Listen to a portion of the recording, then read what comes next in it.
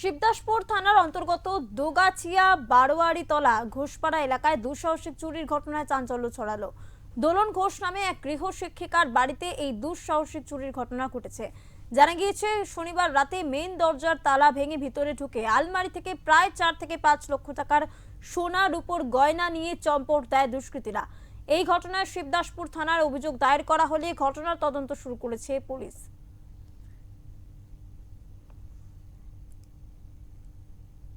খুলেছে, এগুলো দিয়ে লকারটা চেষ্টা করেছে, করে লকারটা কাগজ টাগজ ছিঁড়ে এরকম করে ব্যাগটার মধ্যে অনেক বাক্স ছিল, সেই বাক্সগুলো শুদ্ধ নিয়ে ব্যাগটাই লেখা ছিল পালগিনি হাউস, পালগিনি মিউজিয়াম, নৈহাটির অরবিন্দ রোডে। সেইটা প্রথমে সকালবেলা উঠেছি, উঠে বাড়ির সব জল টল ভরে এখানে লাইট নিভাতে এসেছিলাম, বা ঘরটার ঝাড় দিতে এসেছিলাম।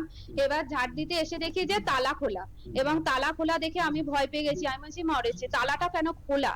এবার তালা খোলা যেহেতু, তখন আমার ভয় লাগছিল ঘরে ঢুকতে, যে কিছু আবার থাকতেও পারে বা ভেতরে কেউ থাকতে পারে। আমি ওই জন্য ভয়ে ঢুকিনি। আমি বাড়ি যাই, সঙ্গে সঙ্গে গিয়ে বলি সবাইকে, বাড়িতে বাবাকে, মাকে, বোনকে।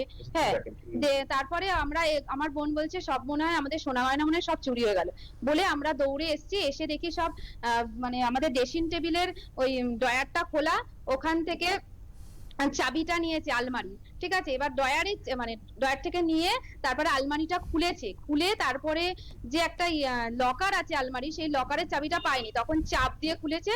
আর সেরকম কিছু মানে শুধু সোনাটাই নিয়ে গেছে, আর সমস্ত জিনিসপত্র রয়ে গেছে। কি ছিল সোনা?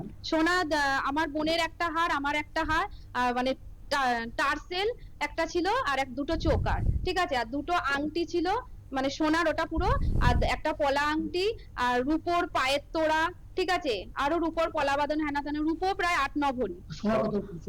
সোনা প্রায় তিন ভরি মতো হবে।